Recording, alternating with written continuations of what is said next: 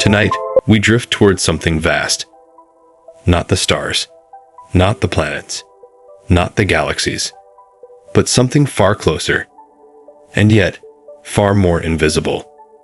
It's not up there in the sky. It's not buried beneath your feet.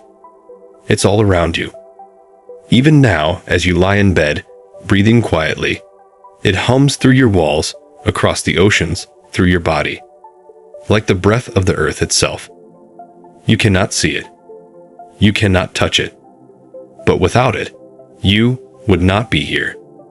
Tonight, we are not studying the stars. We are studying the silence between them, the shield that keeps them at bay. This is the story of Earth's magnetic field, and how it has kept you, yes, you, alive, for every single moment of your life. Long before your first breath, long before your ancestors lit their first fires, long before the first fish slithered from the sea onto strange, dry land, the earth was already humming. Not loudly, not with sound, but with something deeper. A kind of whisper, made not of wind or waves, but of force. The earth was young, taut, spinning, molten at its core. Iron boiled in the planet's belly, and as it moved, something miraculous happened. A magnetic field was born. Not from magic, not from gods, but from motion, from heat, from the chaotic swirl of metal beneath your feet. And ever since, it has never stopped. You don't walk around thinking about magnetism. You don't lie awake wondering if you're still protected. But you are. Right now, you are inside an invisible cocoon. A soft, gentle bubble stretching tens of thousands of kilometers into space. The sun, brilliant, warm, and beautiful, is also violent. It spits out plasma. It throws tantrums of charged particles. It floods the solar system with storms of energy. And yet, you are not burned. You are not fried. You are not erased from the surface of the earth. Why? Because of the magnetic field. It is your planet's secret armor. Not a wall, not a shell, but a shield made of motion. It catches the solar wind before it touches your skin. It deflects the deadly radiation before it reaches the oceans. It holds back the fury of the cosmos, so that you can sleep. What is a magnetic field? Let's slow down. Let's step back. Let's ask the soft question behind the science. What is a magnetic field? And why does Earth have one? You already know what it feels like. Place a magnet near a piece of metal. Feel the pull, the tension, the invisible grip.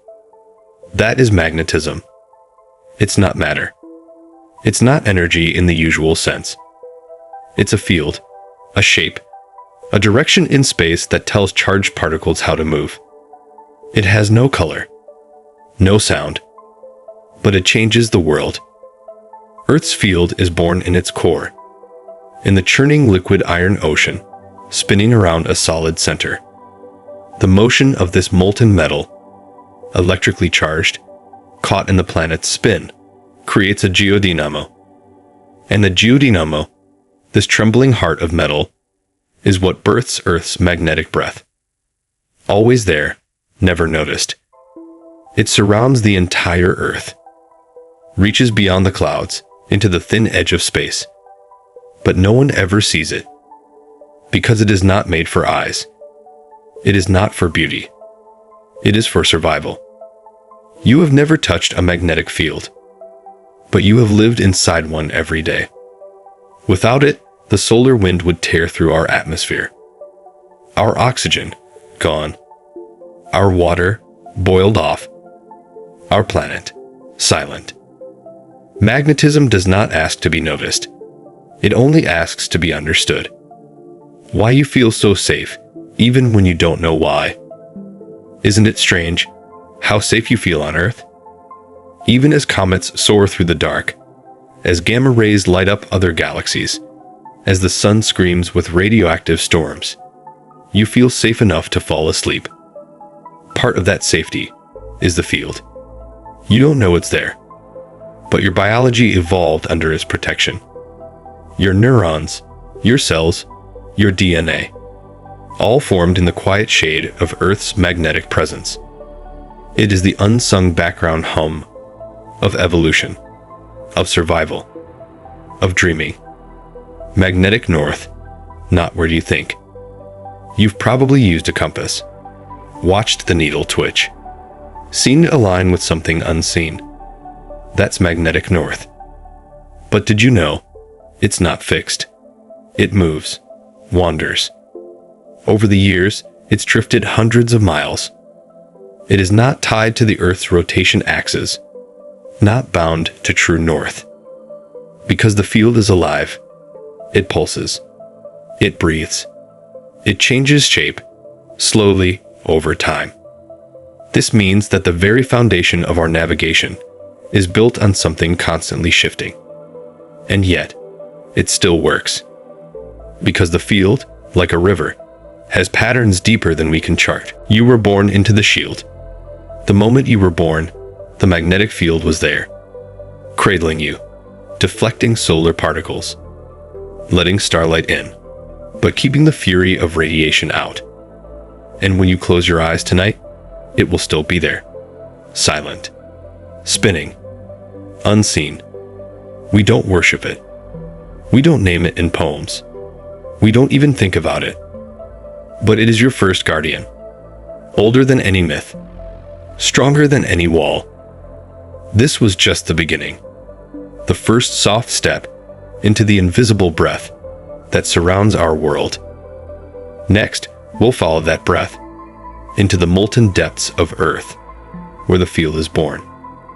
Then we'll rise through the layers of atmosphere, past satellites, past auroras, into the solar wind, and finally into the strange ways animals, machines, and even bacteria use the field like a compass of the soul. But for now, rest in the knowledge that the Earth is humming, softly, constantly, quietly, and that it has never stopped protecting you. Tonight, you are lying in bed, still, quiet, calm. But far above you, so far that the sky forgets it's there, something is holding the night together. It doesn't have mass. It doesn't make sound. But it has shape, motion, direction. It is the magnetic field.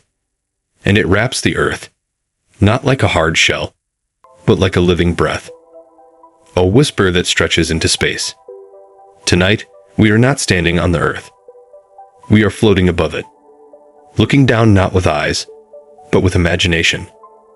We are watching a planet that glows with invisible lines of force. A magnetic spiderweb, spun in silence, suspended in solar wind. Let's begin. It's tempting to imagine Earth's magnetic field as a perfect bubble. A sphere. A protective shell like a soap bubble drifting through space. But it's not. Because the field is not static. It is shaped, sculpted by the solar wind. The side facing the sun is compressed, pushed in like a cheek in a strong breeze. The side facing away stretches into a long, tapering tail, sometimes hundreds of Earths long. This is the magnetosphere, a teardrop-shaped shield, floating in space, always dancing. It is not stable. It ripples. It flows. It pulses with the rhythms of the sun. You live inside this invisible weather, and you always have. The quiet violence of the sun. The sun looks peaceful from Earth, a steady circle of light, warm, predictable. But from space, the sun is a tempest. It screams with radiation. It bursts with flares and storms. It hurls charged particles through the solar system at hundreds of kilometers per second. This is the solar wind, a constant stream of energy that never stops. If not for the magnetic field, this wind would strip our atmosphere, boil our oceans, cook our DNA, But instead, it is diverted, caught, tamed by the magnetosphere. Imagine the Earth as a rock in a river. The solar wind is the current. And ahead of us, at the edge of our magnetic field, is a zone called the bow shock. This is where the solar wind crashes into Earth's defenses, a blunt, chaotic region where magnetic pressure meets solar rage. The particles slow, heat up. Some are deflected. Some spiral along magnetic lines. Some slip through. But without the bow shock, there would be no shield at all. It's the line where the world says, this far and no farther. Inside the magnetosphere, the field isn't one solid thing. It's made of lines, arcs, loops that rise from the South Pole, sweep into space, and return at the North Pole. These lines aren't material. They're invisible directions, a map of how charged particles should move. Some lines are closed, looping endlessly from pole to pole. Some are open, reaching out into space, interacting with interplanetary fields. These magnetic lines form the great bones of the magnetosphere. They trap radiation, guide particles, and when they snap and reconnect, they release enormous bursts of energy. We call this magnetic reconnection. It sounds quiet, but it is the thunder of invisible storms. The Van Allen belts, radiation's prison. Within the magnetic field are two bands of trapped particles. They swirl like invisible rings, trapped by Earth's gravity and magnetism. These are the Van Allen radiation belts. They're filled with high-energy electrons and protons, caught in magnetic loops, spiraling endlessly around the planet. These belts are dangerous. Too much exposure would kill. Satellites must be shielded. Astronauts must avoid them. And yet, they are also part of our defense. They trap solar radiation, absorb cosmic rays, contain the chaos. They are, in a strange way, a cage that protects the zoo. We are floating in a magnetic sea. The field stretches far beyond the Earth, far past the clouds, past the ionosphere, past the exosphere, until it blends into space itself. There is no sharp edge, only a slow fading, like the scent of rain or the memory of a dream. It's easy to forget this, lying in your room, tucked beneath your sheets, listening to the ticking of time. But you are inside this shield, right now, bathed in its silent breath, floating in a sea of magnetism that you didn't build, but that has always held you. Sometimes, the field wavers. Solar storms become too strong. The magnetosphere compresses. Particles slip through. They race along magnetic lines, spiral down toward the poles, and hit our atmosphere with a flash of light. These are auroras, the only time you can see the shield. A moment where the invisible becomes visible, where protection becomes beauty, where science becomes art. But auroras are not just pretty. They are signs of battle, traces of struggle, the memory of storms you didn't feel. What you've learned tonight is this: the magnetic field is not a shell, not a wall, not a static thing. It is a dance, a flow, a rhythm between the earth and the sun. And though we cannot see it, we live inside its arms.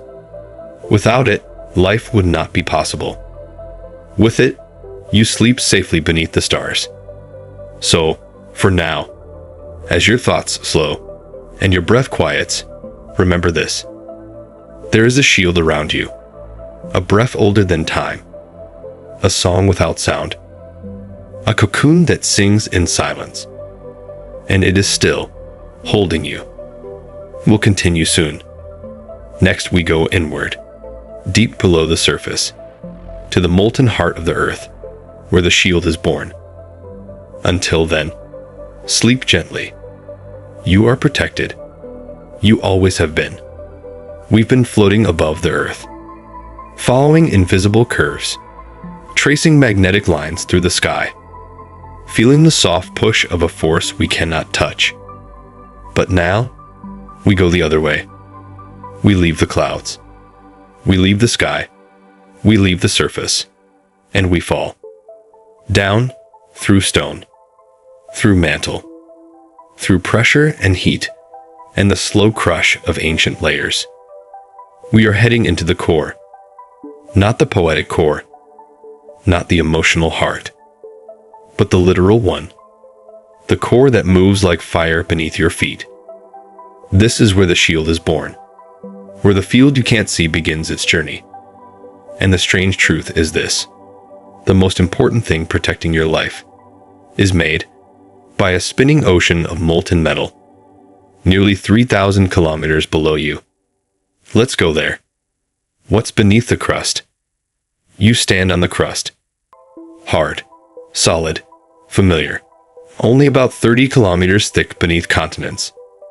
Thinner under oceans. But below the crust is something else entirely. The mantle. Thick, hot, plastic. It flows, slowly, but it flows. A sea of silicate rock, rising and falling. Like lava that dreams of flying. And below the mantle, the outer core. A world of liquid metal. Hotter than the surface of the sun. Pressurized beyond anything we can replicate. And yet, fluid, moving, spinning. This is where the magic happens. This molten iron ocean doesn't just sit there. It moves. It moves because of heat. It moves because of spin. It moves because Earth is not still. And when electrically conductive liquid moves inside a rotating sphere, it generates something remarkable. A dynamo. This is the geodynamo, the process by which motion creates magnetism, like a generator in a power plant. But the scale is beyond comprehension. The outer core is roughly 2,200 kilometers thick. It wraps around a solid inner core, the size of the moon. And as it churns, it creates Earth's magnetic field. Invisible, silent, global. You are shielded by a planet-sized generator you will never see. The outer core isn't calm. It's a churning, roiling storm of metal. Rising hot plumes. Sinking cooler ones. Spiraling loops of fluid, driven by heat escaping from the inner core. This is convection, but on a planetary scale. And because Earth spins, these flows twist, spiral. They are shaped by the Coriolis effect, like hurricanes of iron beneath your feet. And these spirals, these loops of movement, are what create the loops of magnetism we see above ground. Without motion, there is no magnetism. Without heat, there is no motion. The field is not just a shield. It's a symptom of something deeper. A restless, living planet. At the center of it all is the inner core. A solid ball of mostly iron and nickel. 1,200 kilometers wide. It's not solid because it's cold. Far from it. Temperatures here reach 5,000 to 6,000 degrees Celsius. But the pressure is so immense that atoms are locked into a crystalline solid. It is the heart of the planet. A heavy, hot, humming center. And as the Earth slowly cools, the inner core grows. This growth releases heat, and that heat fuels convection in the outer core. It is an endless cycle. The inner core gives energy to the outer core. The outer core creates the magnetic field. The field protects the surface, and the surface nurtures life. You are, right now, alive because of the heat. Trapped inside a metal ball, thousands of kilometers beneath you. Here's something strange. The magnetic field isn't always the same. It drifts. It flickers. It reverses. Every few 100,000 years, the poles flip. North becomes south. South becomes north. And during these transitions, the field weakens, grows chaotic, splits and recombines. It has done this many, many times.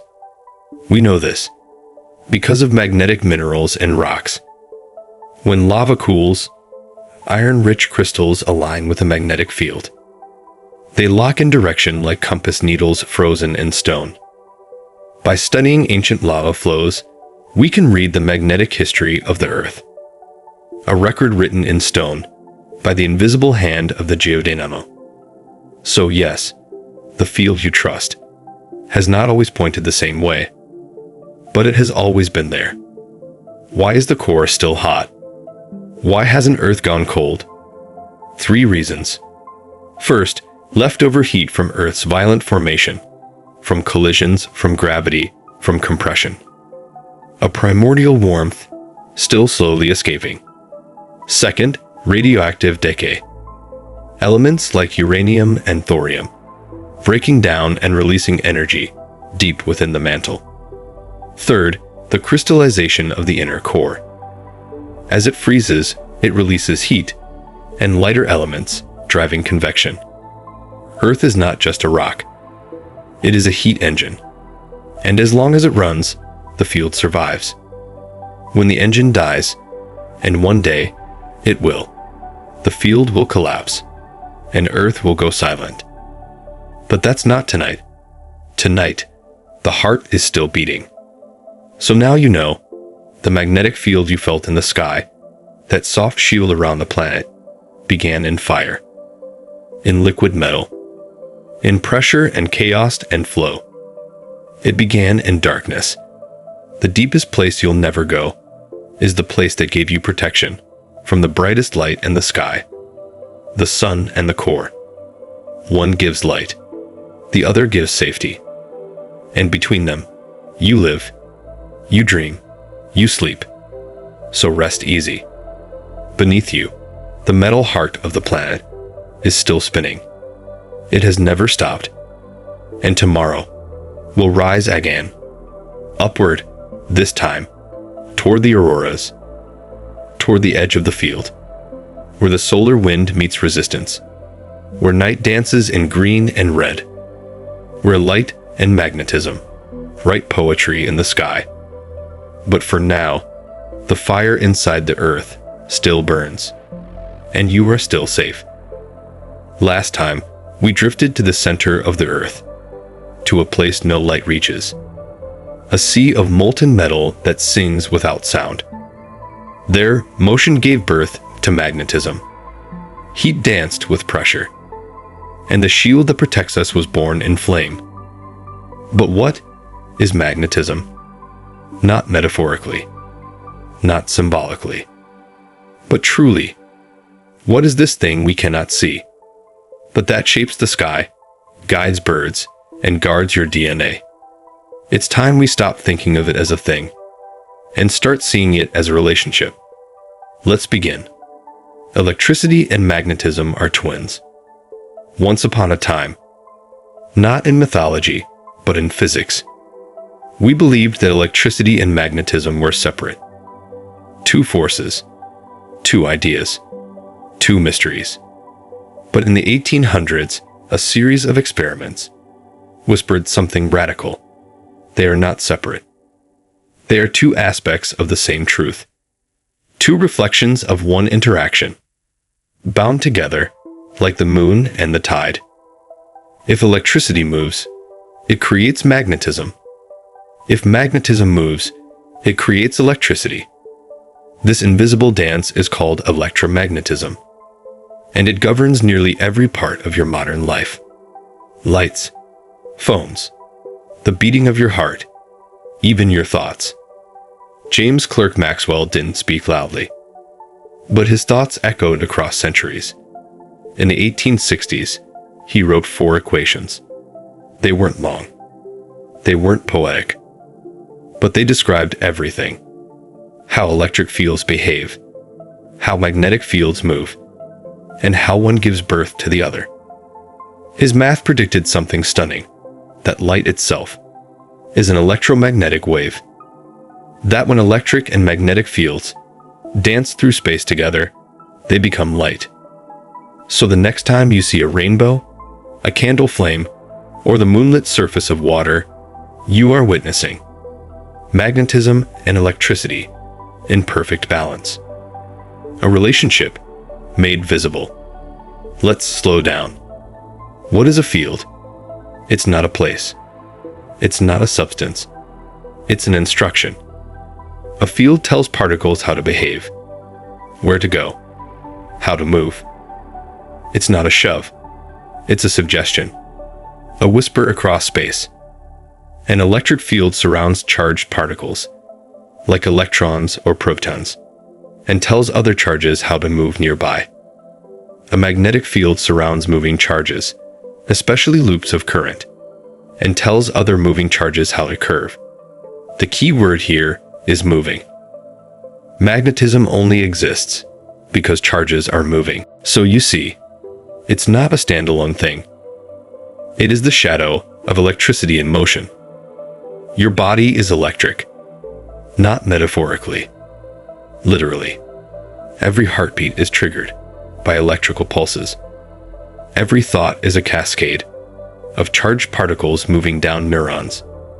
Tiny currents, moving charges, which means you are also magnetic. Tiny magnetic fields bloom inside your body every time you think, feel, dream. They are too small to feel, too weak to sense, but they're there. You are not just a creature, shielded by a magnetic field. You are also a creature, generating one.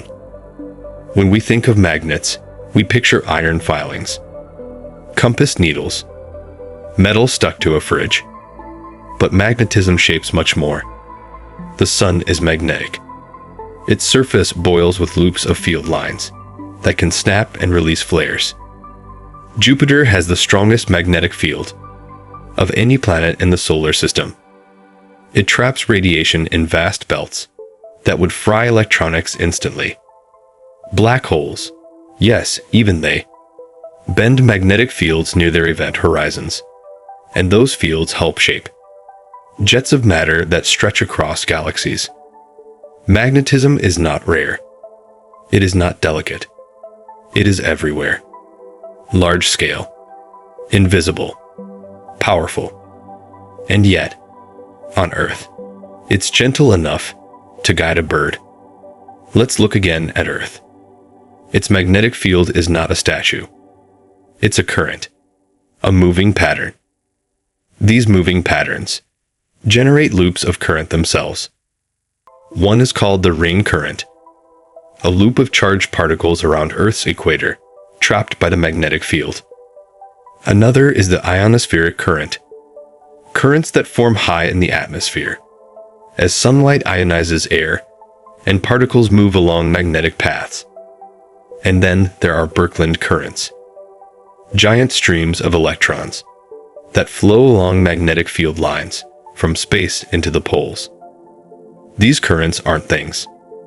They are processes, patterns, relationships, electricity and magnetism, speaking to each other in silence. Let's ask a strange question. Is magnetism real? You can't touch it. You can't taste it. You can't bottle it or burn it. But it moves things. It shapes behavior. It can kill or protect. It is as real as gravity, as real as time. But it is not made of anything. It is a relationship between space, time, and energy. That may sound like philosophy, but it's physics.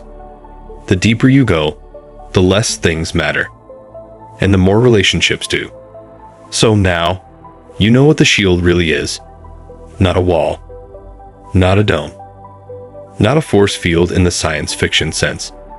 It is a conversation between moving metal and spinning earth, between solar wind and magnetic loops, between particles and fields.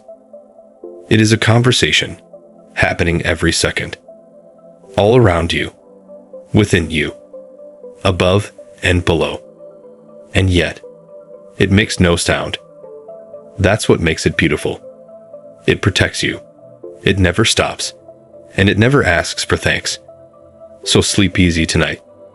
You live in a world held together by invisible conversations, by electricity in motion, by magnetism in dance. And in the next chapter, we'll look at one of the oldest companions in that invisible conversation, the compass. How humans first learned to listen to the whisper of the field beneath their feet. But for now, let that whisper rock you to sleep. You are cradled in a relationship older than life itself. Last time, we whispered with fields. We danced with electrons. We came to understand magnetism, not as a thing, but as a relationship. A field that emerges when electricity moves. A ghost that curls through the cosmos, silent, shaping, unseen. But tonight, we come back to the surface, to soil, to water, to trembling hands and ancient ships. Because long before we mapped the geodynamo, long before we built satellites to measure the magnetic field, humans felt it. We felt it in iron. We watched it point. And we followed it across oceans. This is the story of the compass, and how, through it, we first heard the earth speak. The story begins not with machines, but with rocks. Not fancy ones. Just a kind of iron ore. Magnetite. A natural magnet. Also called lodestone. People noticed something strange. If you let a sliver of magnetite float on water, it turns, always in the same direction, as if pulled by a force you couldn't see. In ancient China, these stones were called self-pointing spoons. They were polished and mounted, not for navigation, at first, but for divination. A way to read the flow of heaven and earth. A spiritual compass, before it became a geographical one. And slowly, people realized this force could guide you on real journeys, not just metaphorical ones. Imagine you're in a wooden boat in the year 1100. The sea is calm, but the fog is thick. No stars, no sun, no landmarks. You're a sailor, but without celestial markers, you're blind. Enter the compass. A needle balanced on a pivot, a sliver of magnetized iron. That points, always, toward a fixed direction. Not because it knows where north is, but because the planet is a magnet. The compass doesn't work by magic. It works by obedience. It listens to the whispers of the Earth's magnetic field. And for the first time in human history, so did we. But here's something strange. The compass doesn't point to the true North Pole. It points to magnetic north. And magnetic north moves. Every year, it drifts. Sometimes fast, sometimes slow. In recent decades, it's been racing across the Arctic, heading from Canada towards Siberia. We don't fully know why. It's probably linked to changes in the molten outer core, where new currents reshape the magnetic field, like ocean tides beneath the crust. So the compass points to something real, but restless, stable enough to navigate by, unstable enough to remind us even the Earth's most ancient forces are alive. Here's a secret.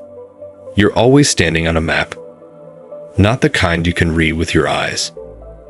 A magnetic map, formed by local variations in the field. Mountains, iron deposits, subterranean flows of lava. They all nudge the field just a little. Just enough to shift the compass. In the past, navigators learned these quirks. They created magnetic declination charts, showing the difference between magnetic north and true north from place to place. Even today, pilots adjust for it. Surveyors calculate it. Phones compensate for it. And yet, beneath all the tech, you're still listening to a quiet stone needle responding to the heartbeat of the Earth. But humans aren't the only ones who listen to the field. Many animals carry their own biological compasses. Birds, turtles, bees, even bacteria. They use magnetoreception, a mysterious sense that allows them to detect magnetic fields. Some have iron-based crystals, called magnetite, in their cells. Others may use quantum entanglement in their retinas to see the field as a visual pattern. We're still figuring it out. But somehow, they feel the same field you read with your compass. They use it not to find north, but to find home.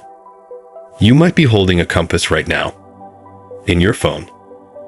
Modern smartphones contain magnetometers, tiny instruments that measure the local magnetic field. They help your GPS figure out which direction you're facing. They calibrate maps, even when you're standing still. It's a compass made of silicon, not steel. But it's listening to the same field as that lodestone in ancient China. The same whispers, the same song. Technology may evolve, but the Earth does not change her tune. So what is a compass really? It's not just a tool. It's a translator. It converts an invisible field into a visible direction. It turns the Earth's internal movements into guidance. But guidance is never perfect. North drifts. Declination changes. Local interference adds static. So the compass points, but it doesn't command. It offers. It suggests. And in a way, that's more beautiful. Because when we follow a compass, we're not being told where to go. We're choosing to trust something older than we are. Something we cannot see. Even now, deep in your brain, there may be molecules tuned to the Earth's field. Some researchers believe humans once had magnetoreception. Or perhaps we still do, but can't hear it anymore. Like a song just beyond hearing. A sensation just beyond awareness. A compass buried in the dark. Waiting. Whispering. Pointing. Not north, but inward. So sleep now. You are surrounded by direction. By ancient guidance. By fields that move without sound. The compass is in your pocket. And maybe, just maybe, also in your soul. And tomorrow night, we'll go looking for light in the sky. Light shaped by magnetism. Color born from collision. We'll visit the auroras, those dancing veils at the edge of the field, where the solar wind meets resistance, and the shield begins to shine. But for now, let the compass needle rest. Let north drift as it pleases. You are already exactly where you need to be. Last time, we spoke of compasses, those ancient tools that point toward a truth we cannot see. We spoke of floating needles, spinning phones, migrating birds, all listening to the same silent signal. But here's the twist. The Earth's magnetic field isn't fixed. The North Pole moves. And that raises a question so small it's easy to miss, but so big it stirs the core of the planet. Where is North, really? If you stood at the magnetic North Pole in the year 1600, you would have been somewhere in northern Canada. If you returned in the 1900s, you'd have found it drifting again. And today, if you stood where it once was, you'd be hundreds of kilometers off. The pole is racing. Faster now than ever recorded. Heading away from Canada, towards Siberia. 25 miles per year. Like a slow but relentless tide. The compass still works, but the map underneath is shifting. There are two North Poles. True north is where Earth's axis meets the surface. It's the top of the planet, geographically speaking. Magnetic north is where Earth's magnetic field emerges vertically from the planet's surface. They're not the same place. They've never been. And the difference between them is called magnetic declination. If you've ever tried to use a compass on a long hike, you may have seen the fine print on a map. Adjust 5 degrees west for magnetic declination. Because north is not one direction. It is a choice between two invisible truths. Why does the pole move? The answer lies beneath your feet. Far, far below. 2,000 miles down. In the outer core. A churning ocean of molten iron and nickel. Moving at thousands of kilometers per hour. This motion creates electric currents. Those currents make magnetic fields. And those magnetic fields swirl, collide, and evolve. The pole drifts because the magnetic field is not a perfect bar magnet. It is a complex, dynamic process shaped by the slow dance of liquid metal wrapping around a solid core. You are standing on a planet-sized lava lamp, and it never stops shifting. Scientists have tracked the pole for centuries. In the 1800s, they measured it with compasses and sextants. Now, we use satellites, orbiting instruments that map the field in exquisite detail. They've noticed something startling. Not just that the pole is drifting, but that the field itself is weakening. Slightly, subtly, but measurably. It's not cause for panic.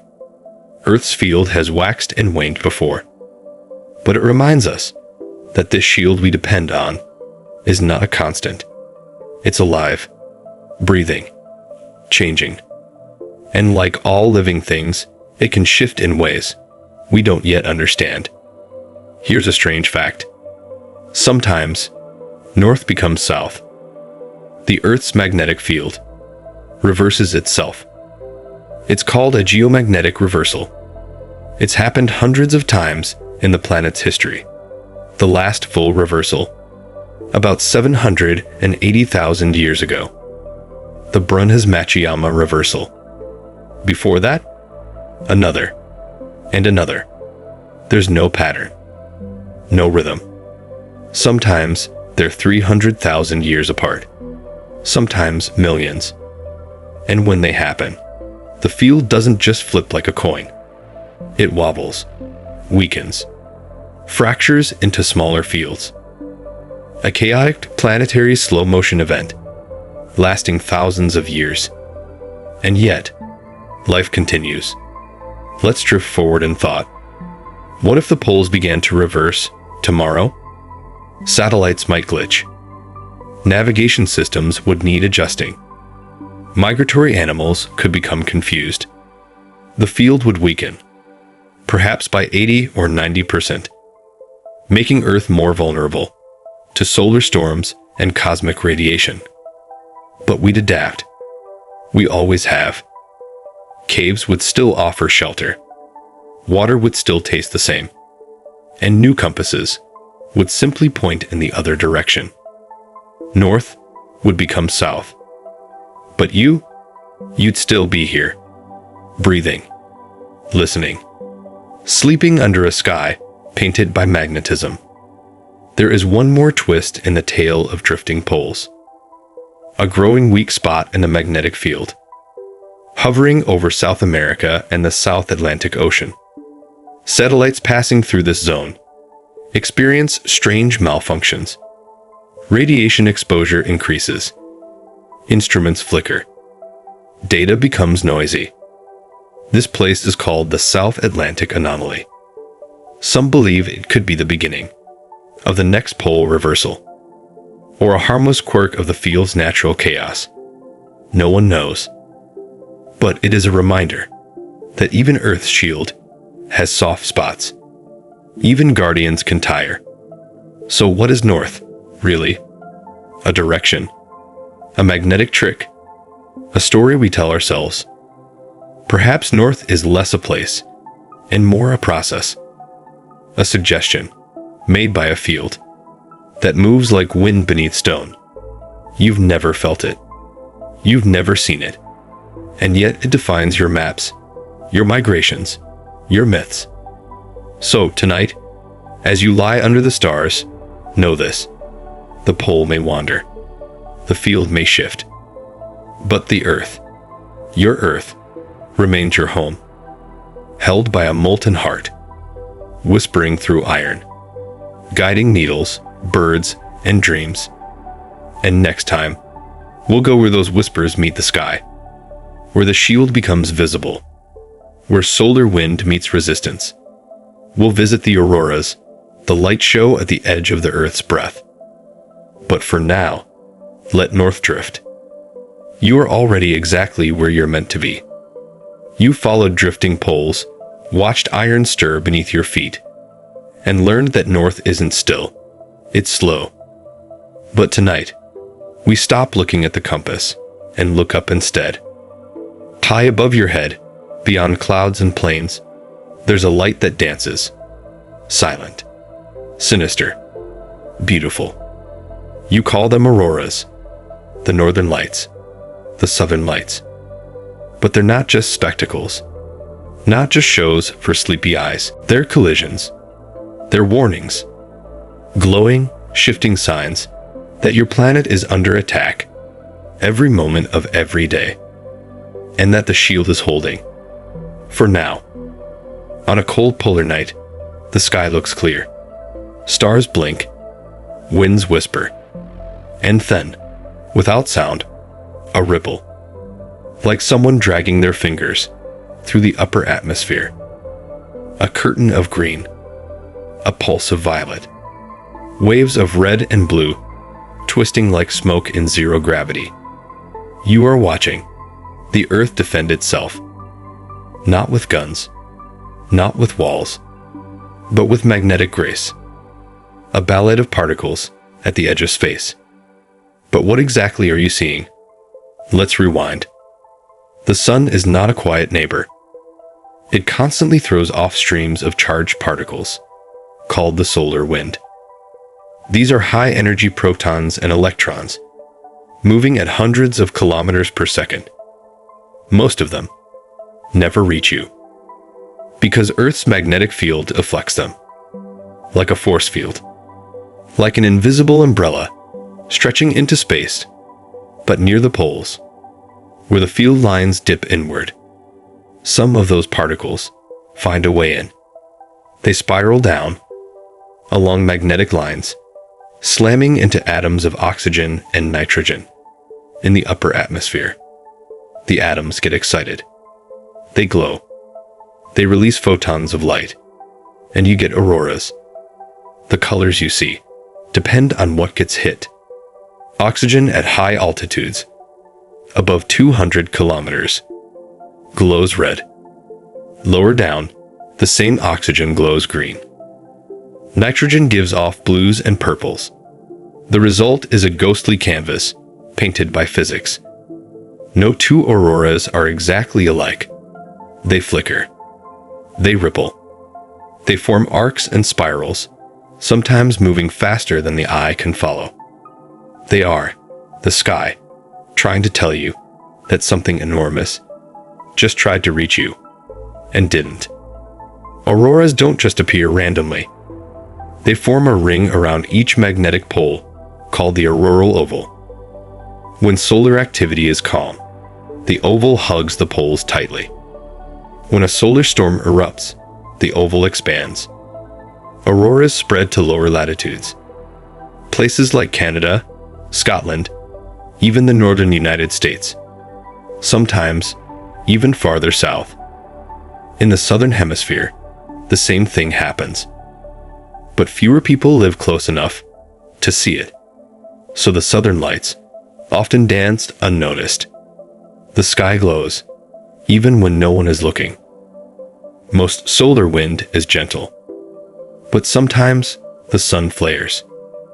A coronal mass ejection, a CME, hurls billions of tons of particles toward Earth. When they arrive, they compress the magnetosphere, slam into the field lines, and trigger geomagnetic storms.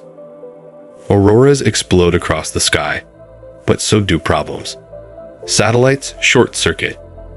GPS becomes unreliable. Power grids flicker. Radio signals vanish. The most powerful storm on record. The Carrington event in 1859 lit up the sky as far south as the Caribbean. Telegraph machines sparked. Some caught fire. Operators received electric shocks from machines that weren't even plugged in. And that was before we depended on electronics.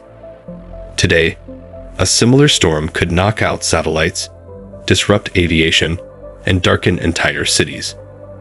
All triggered by light you might mistake for a dream. The ancients didn't know what caused them, but they felt their power. In Norse mythology, auroras were reflections from the shields of the Valkyries. In some Native American stories, they were spirits of ancestors dancing in the night sky. In medieval Europe, they were omens, warnings of war or plague. And maybe, in a way, they were right.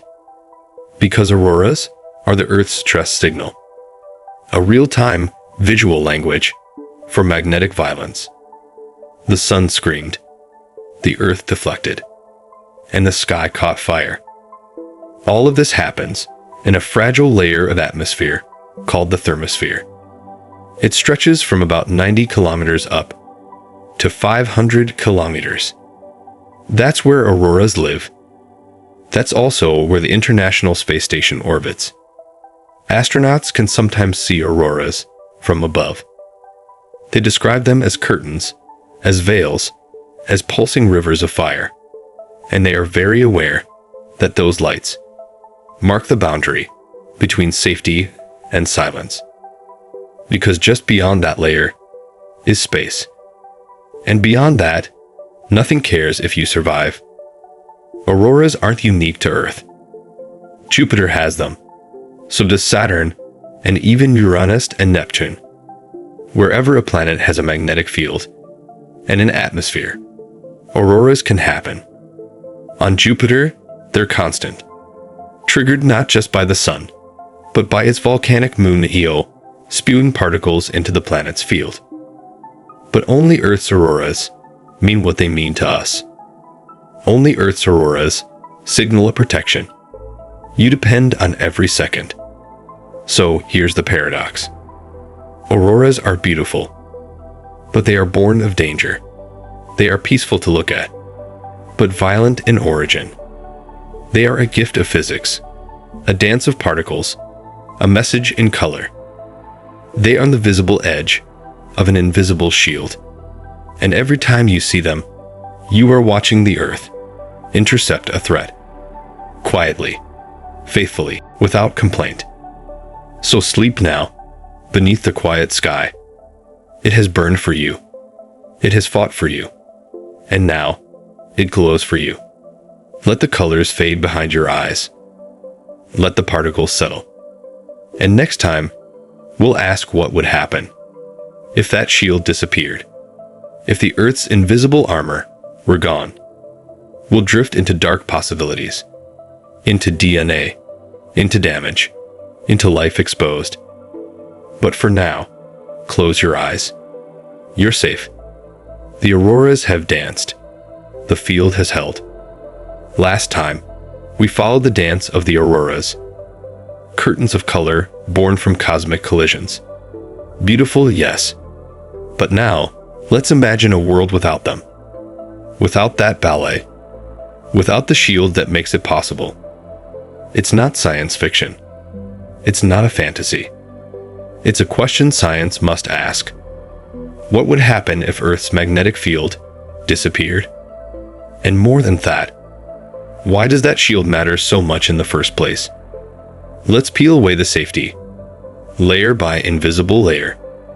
Let's drift into sunlight and feel the parts of it you were never meant to feel.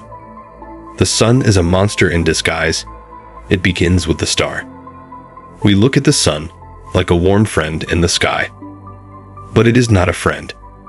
It is a reactor, a fusion engine, a 10,000-degree nuclear furnace wrapped in fire and silence.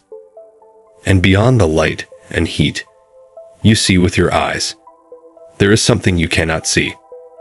Radiation, high-energy particles, gamma rays, X-rays, ultraviolet light. and the ever-present solar wind. The sun doesn't simply shine. It throws things. Constantly. Aggressively. Indifferently. And the only reason you're not feeling it, right now, in your bones, is because something is catching it for you. The magnetosphere, Earth's invisible armor. Earth's magnetic field forms a magnetosphere, a kind of bubble in space where the solar wind is deflected around the planet. It begins about 60,000 kilometers above your head, stretched into a teardrop shape by the pressure of incoming particles. The side facing the sun is compressed. The side facing away, the night side, is stretched into a long tail. This is your force field, your protective cloak, your magnetic umbrella. And it works silently. Always. But remove it, just for a moment, and everything changes. The sky wouldn't fall. But if Earth lost its magnetic field, the atmosphere wouldn't vanish overnight. Not in a day. Not in a week. But slowly, like air leaking from a balloon. Without the magnetosphere, the solar wind would have direct access to the upper atmosphere. It would start to strip it away, atom by atom, ion by ion, especially the lighter elements. Hydrogen, oxygen, helium. Over centuries, the atmosphere would grow thinner. Radiation levels would rise. UV rays would pour through. Your skin would burn faster. Your DNA would mutate more often. Clouds might form differently. The very chemistry of life would shift. DNA is a fragile code. Let's go deeper. Radiation is not just heat. It's information sabotage. It strikes your DNA, rips bonds apart, and leaves fragments of a message your cells no longer understand. The magnetic field doesn't just block these rays.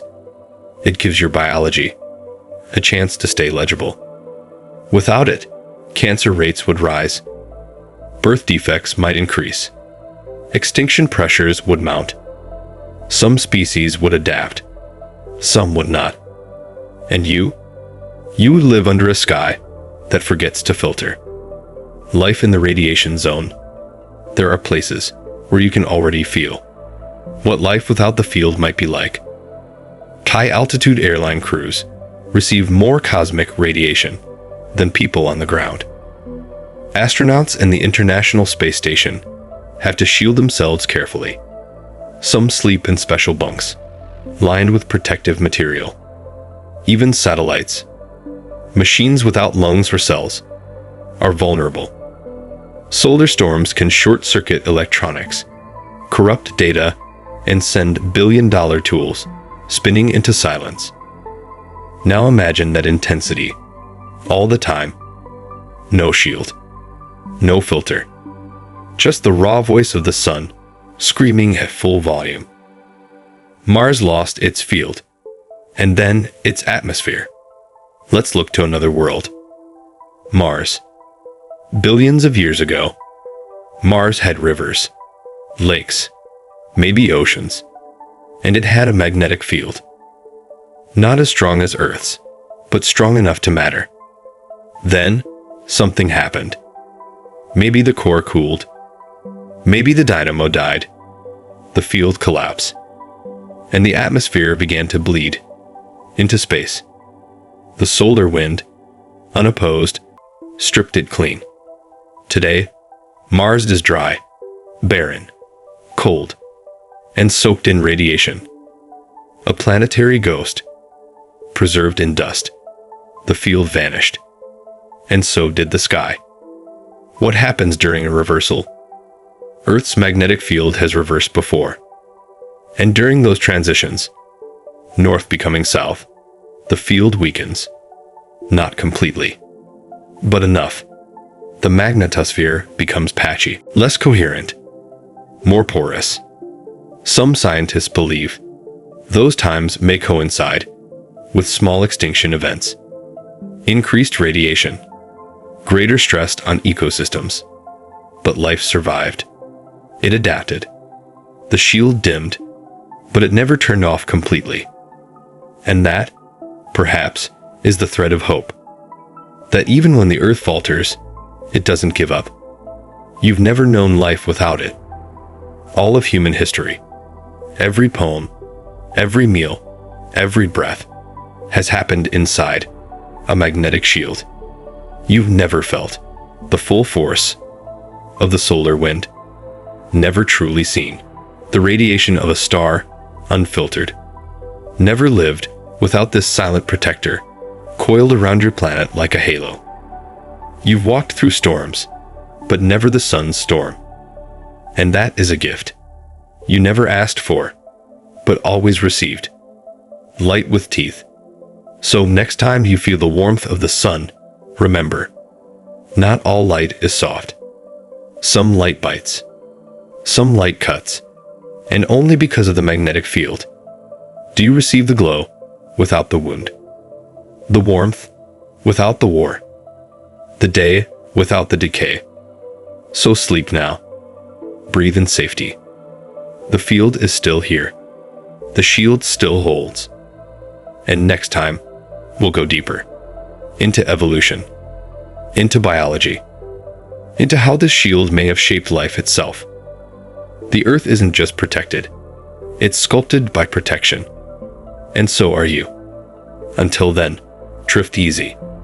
You are not exposed. You are not alone. You floated through auroras, felt the sun's silent wrath, and glimpsed the fragility of your shield. But tonight, we wonder something quieter, something stranger. What if Earth's magnetic field did more than protect life? What if it shaped it? Not just where life could exist, but what it became.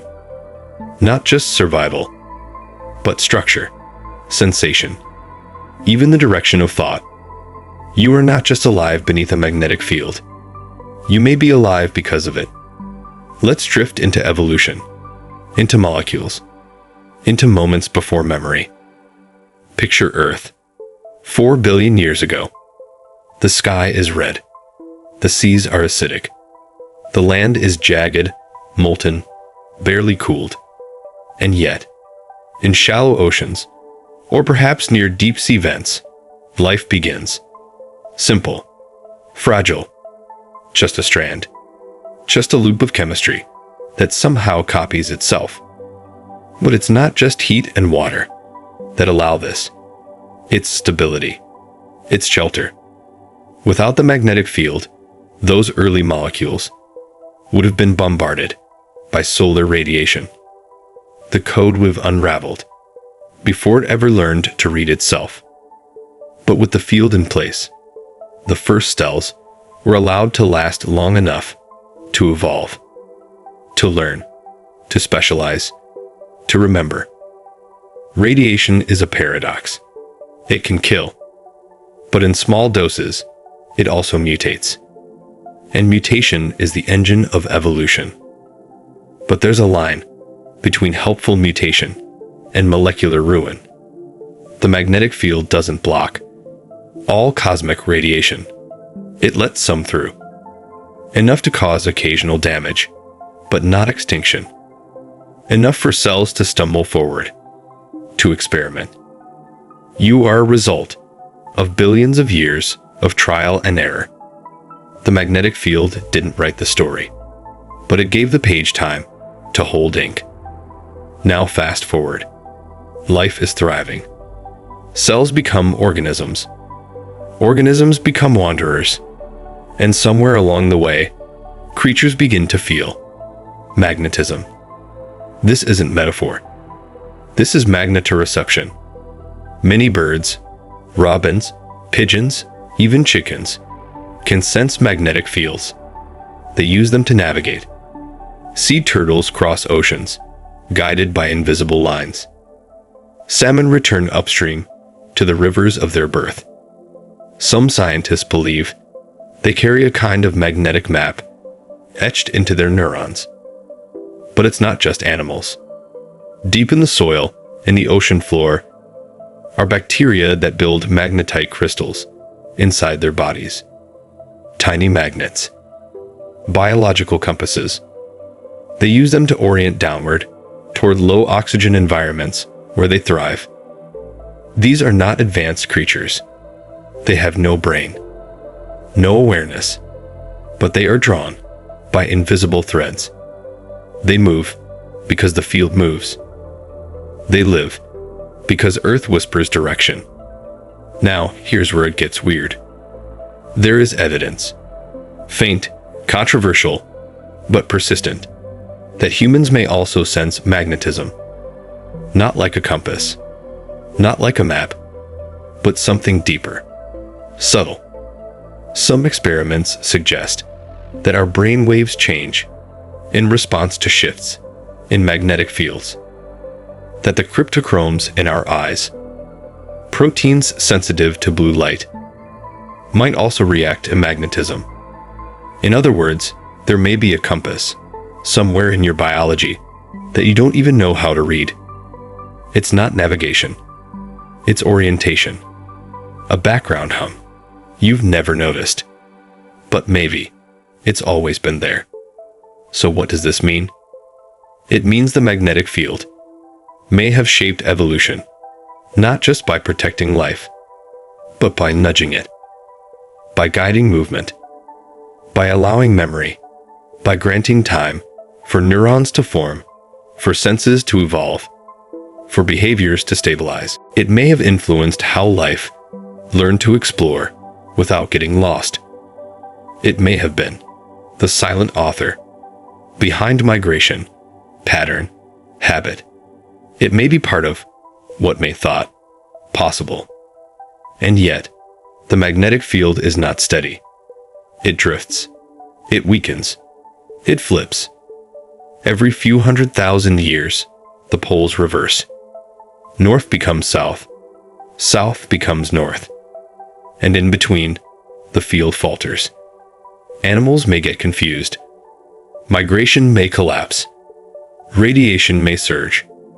Some researchers believe mass extinctions might correlate with these reversals. Not because the field disappears, but because its confusion ripples through biology. A planet temporarily losing its orientation, and all life feeling the same. You are not separate from the Earth. You are a symphony of chemical reactions founded on cosmic timing and magnetic memory. Even your heartbeat is a current.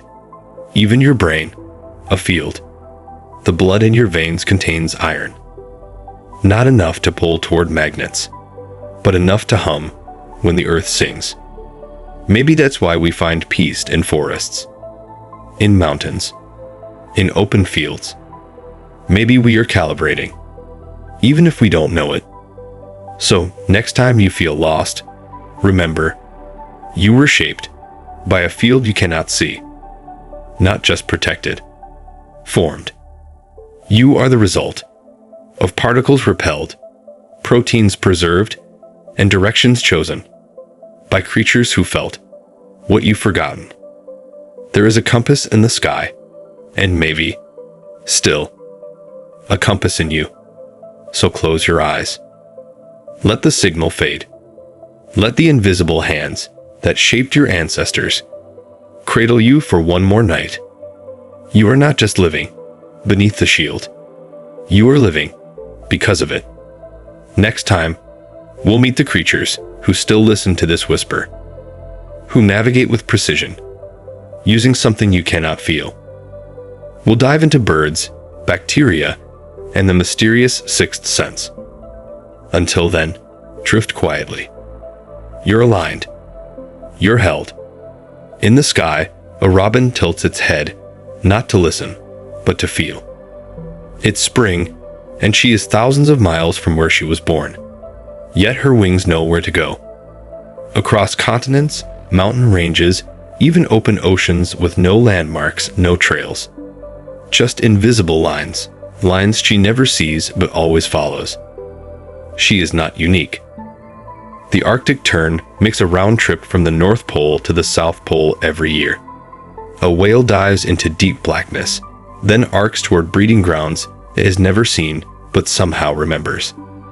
A sea turtle, released as a hatchling into moonlit surf, returns 2 decades later to the same beach where it first crawled. They're not following maps. They're not using the stars, not alone. They are following the Earth's magnetic field.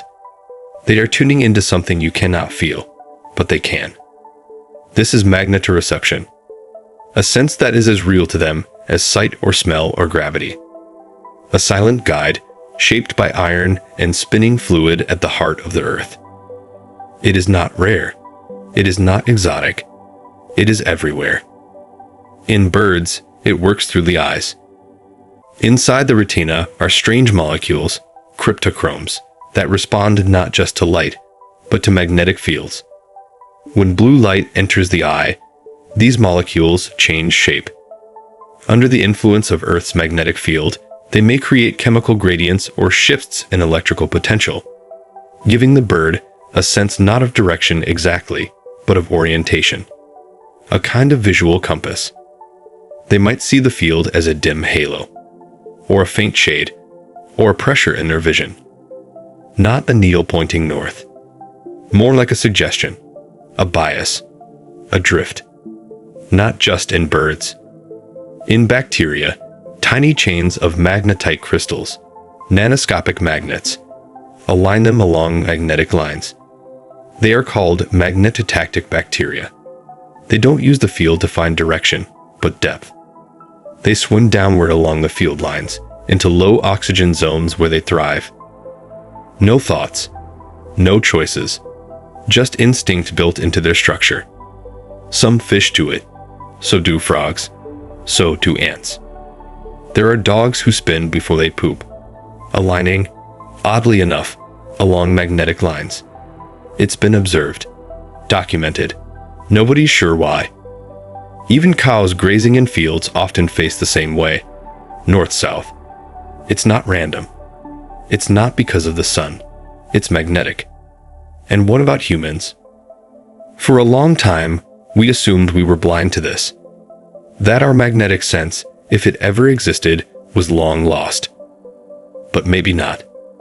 In 2019, researchers at Caltech put volunteers in a metal cage, surrounded them with coils that mimicked Earth's field, and rotated the field around them.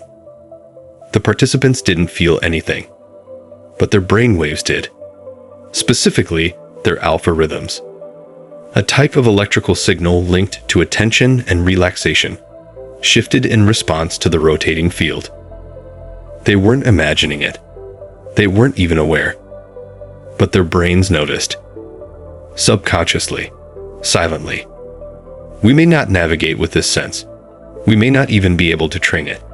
But the signal may still be running, like a forgotten wire behind the wall. Cryptochromes exist in our retinas too, the same ones found in birds. They may not be active. Or maybe they are, and we don't know how to listen. Some animals are born with a map already inside them. Others calibrate it over time. Pigeons use scent, landmarks, and magnetism. A hybrid system. Redundant. Resilient. You once had it too. Not in the way they do. Not in full. But perhaps in fragments. In folklore, people talk about a sense of direction. Some are born with it. Some get lost in parking lots. Maybe that sense isn't just memory. Maybe it's ancestral. A residual hum from a time when your ancestors moved through the world by more than just what they could see. The magnetic field isn't uniform. It bends, swirls, loops. It creates gradients and pockets and invisible eddies. Animals seem to detect not just direction, but intensity. They know when they are drifting from familiar signatures. Like a song they know by heart. And when it changes, they know they're somewhere new. Imagine what it's like to see a world painted in that way. To know where you are because the very air feels differently charged. To feel direction not as a thought, but as a truth in your bones. This isn't magic. It's biology. But it feels like magic because it is something we never learned to notice. Or maybe something we unlearned. In the modern world, we use GPS, maps, compasses, satellites. Our senses are outsourced, our instincts dulled, and yet the field is still there. It hums through you, through the iron in your blood, through the firing of neurons, through the subtle rhythms of brain and breath and rest. Maybe you don't navigate with it, but maybe you rest better when aligned with it.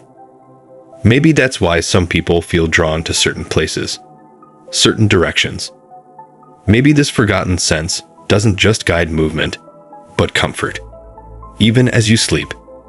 So next time you see a bird in flight, a migration in motion, or a dog turning before it settles, know that they are listening. Not to the wind, not to their memory, but to something deeper.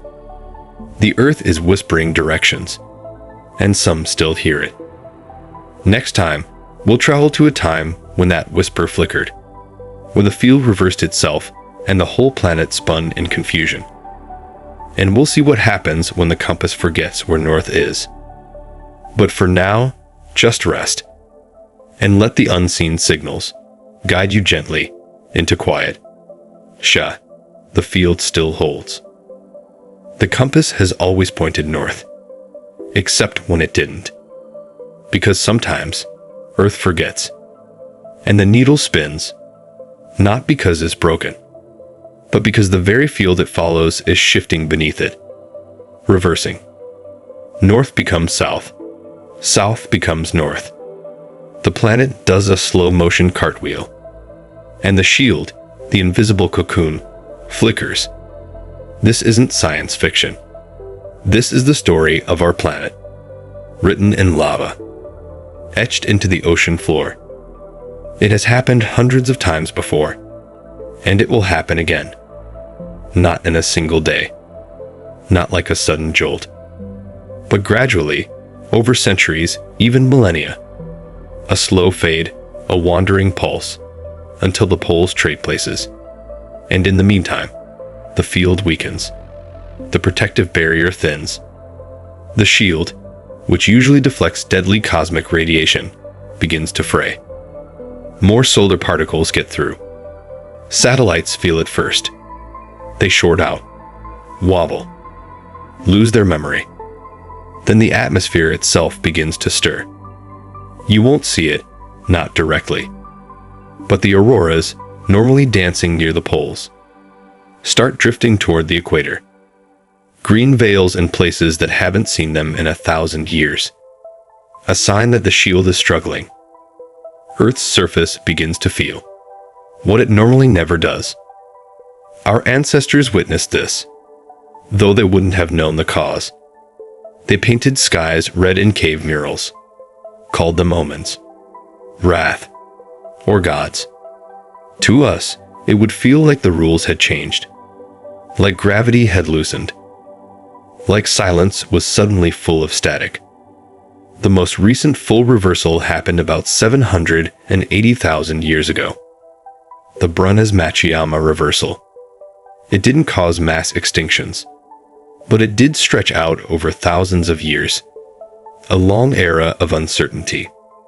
And then there was another event, smaller, shorter, but perhaps more alarming.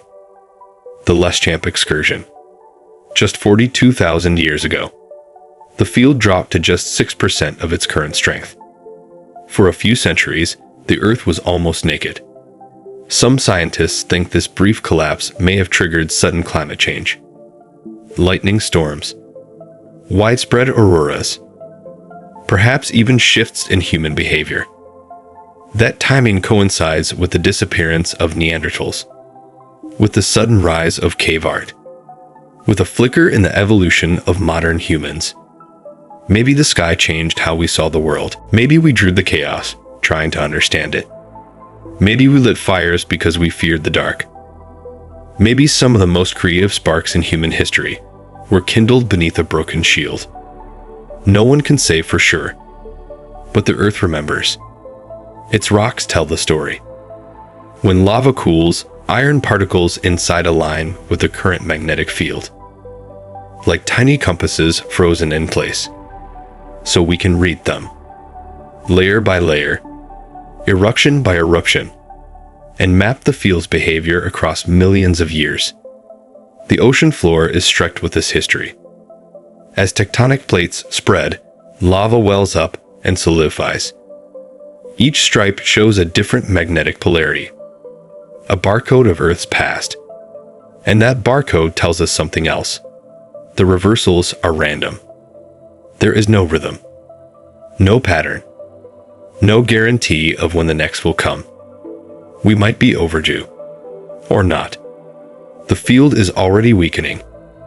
In the last 150 years, it's lost about 10% of its strength. The South Atlantic Anomaly, a region over South America and the South Atlantic Ocean, is already thinner than the rest of the shield. Satellites passing through it glitch. Astronauts have reported strange flashes of light, cosmic rays sneaking through. We are watching. We are measuring. But we cannot stop it. The field will do what it always has: change. And what happens to life when the shield grows soft? Do birds lose their way? Do turtles forget the beaches of their birth? Does radiation creep into the skin of trees, into the cells of whales, into the roots of the forest? Do we change again? Not with fire or floods, but with confusion, biological disorientation, a world unmoored, a planet whose compass sings a new song. And beneath it all, the core still turns, still churns, still draws loops of molten metal through space and silence. The field will rebuild. It always has. But the journey between then and now is unknown. And while we watch the compass spin, we are left with questions. Not about whether Earth can survive. It can. But about how life finds its way when the needle forgets what it's pointing to. And whether we still know how to listen when the world's most ancient signal starts to whisper something different. Let's drift deeper still. Because in the next part, we return to the rocks, to the evidence, to the magnetic fossils that show us exactly what the field has done before. The past is buried not in bones, but in direction. Rocks don't speak. Not in words. Not in ways you and I understand. But they remember. Not stories of kings or creatures, but of fields. Invisible, shifting fields. And the way they flowed when the stone was still soft. Still molten. Still listening. Every time lava cools, iron minerals inside it line up. They arrange themselves according to the magnetic field at that moment. Each grain like a microscopic compass needle. And when the rock hardens, those tiny directions are locked in. Frozen whispers of a magnetic moment. It happens again and again. Eruptions, coolings, hardenings. Over millions of years. Each layer a frozen signal. So now, long after the volcano quiets, we can slice open a mountain and read its magnetic memory. Not with eyes, but with instruments tuned to the faint pull of remnant magnetism. We call this paleomagnetism, the study of ancient fields recorded in stone. It tells us that the magnetic poles have flipped hundreds of times, sometimes every 100,000 years, sometimes not for millions. No pattern, no schedule. And it tells us more. It shows the wandering of the poles, how they drift and loop, like sleepwalkers, across the top and bottom of the Earth. It reveals strange epochs, like the Cretaceous normal supercrine, when the field didn't reverse for almost 40 million years, and others, like the Jurassic quiet zone, where the record becomes blurred, confused, perhaps by rapid flips too fast for the rocks to follow. These ancient magnetic fossils are etched not only in lava, but also in clay. As tiny particles settle in water, in lakes, oceans, riverbeds, they too align with the magnetic field, a slow rain of orientation. And as sediment builds, it traps a timeline of direction. So in deep ocean cores, we can see it, the flip, the wobble, the stall, the compass reversed over and over in the bones of the earth. And in those same layers, we find the fossils of life, shells, teeth, pollen, spines, and sometimes a silence, an extinction, a disappearance. Did the field cause it? Or was it coincidence? Did creatures lose their way when the field went soft? Did radiation pierce deeper and scramble the blueprint of life? We don't know. But the patterns are close. Close enough to wonder. In some places, we see magnetic stripes spreading outward from the mid-ocean ridges. Giant barcode-like bands where seafloor was created, solidified, and dragged away. Each stripe tells a story. This one, normal polarity. That one, reversed. You could hold a magnet over the ocean and feel the difference. And as the plates drift, carried slowly by the engine beneath them, they carry their magnetic memories into new latitudes. But they don't forget. Even continental rocks carry clues. Minerals and ancient mountain ranges still point to where the pole used to be. And by comparing the directions locked in different parts of the world, we can see how the continents themselves moved. Magnetism as a map, etched in stone, showing us not just the past of the field, but the past of the earth itself. It's strange to think that direction, something so intangible, could be recorded so precisely, that a mountain range could still remember where north used to be, but it does. And so, we follow these memories. We chart the flips, the fades, the steady beats, and the chaotic lurches. Sometimes, during a reversal, the field becomes unstable. It fractures into many poles, miniature norths and souths, scattered like embers. And during these moments, the shield is weakest, the earth most vulnerable. But eventually, always, the field finds itself again. It aligns, and north returns, or what we now call north. It's like watching a heartbeat, stumble, then steady.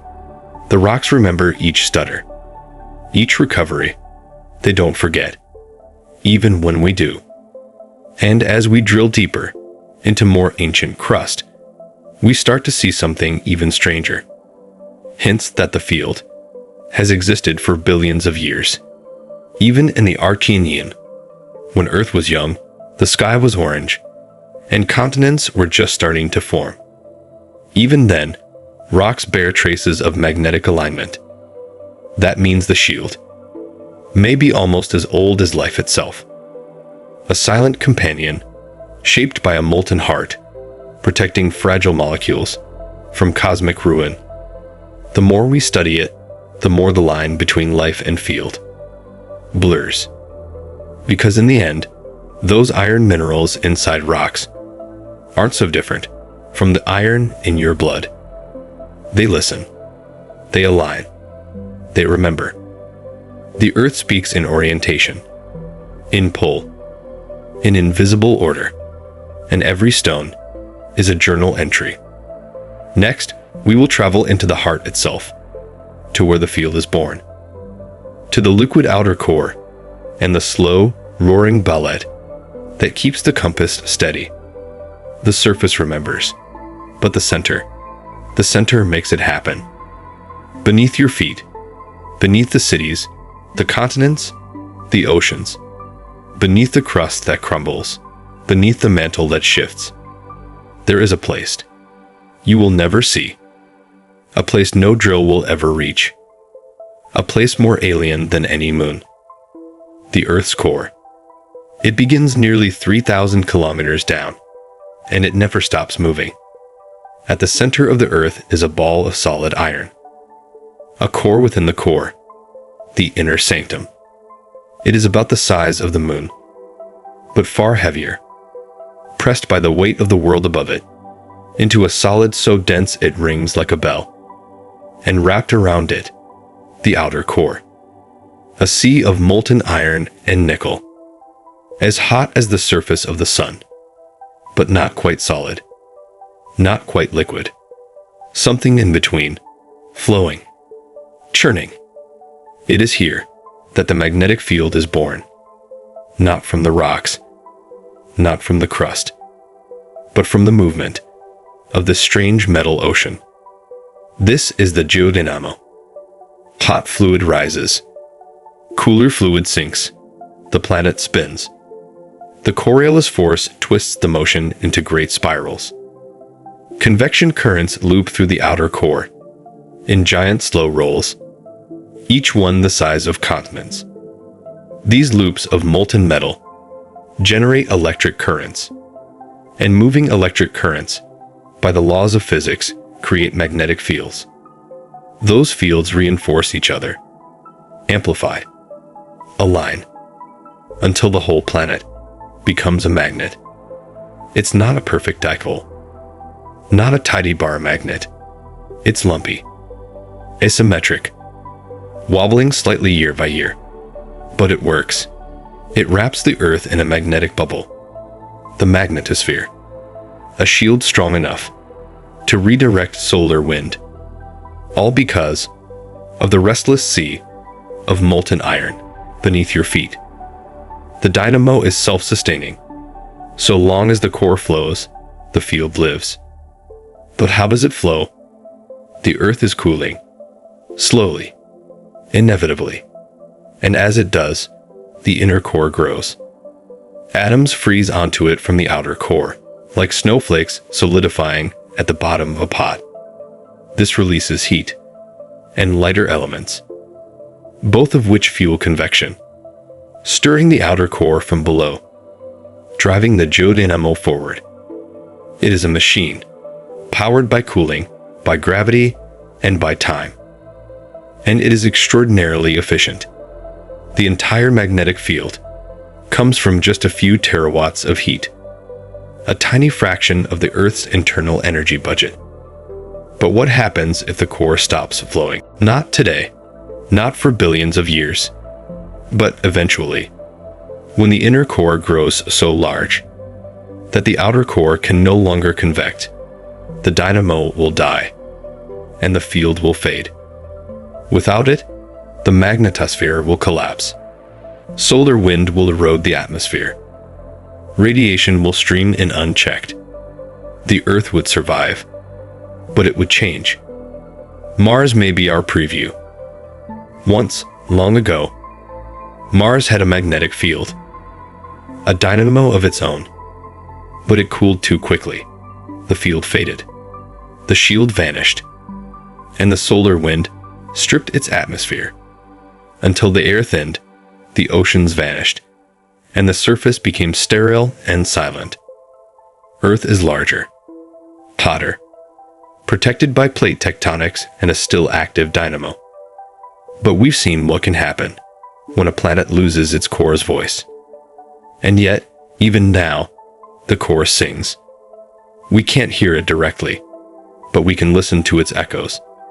When earthquakes shake the Earth, seismic waves pass through the core. Some bounce, some bend, some slow, some speed. By watching how these waves travel, we map what we cannot touch.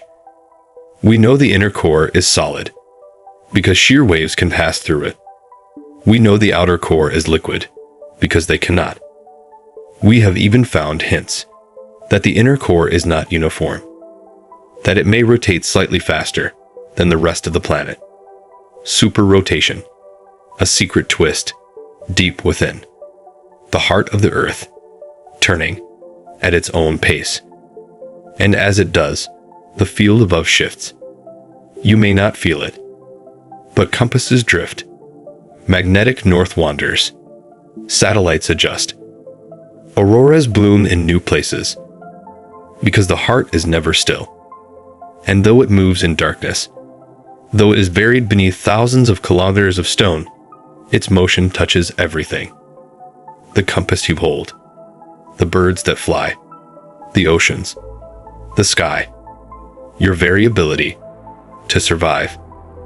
It all begins in the roaring core.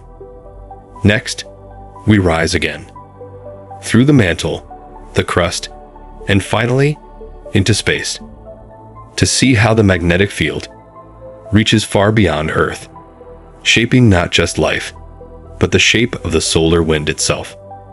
Stand outside at night. Look up. It feels open, empty still, but the space around Earth is not silent. It's screaming. A river of charged particles, blasted from the sun at 1,000,000 miles per hour, flows constantly toward us. The solar wind. Plasma. Invisible, electric, relentless. It would shear the atmosphere away, boil water from the oceans, and fry circuits, if not for one thing: the field. Your planet's invisible force does not end at the clouds. It stretches far beyond them, wrapping the Earth in a teardrop-shaped bubble called the magnetosphere. Compressed on the sunward side, elongated on the dark, a magnetic cocoon pushing back against the storm. The front line is the bow shock, where the solar wind slams into Earth's field and slows.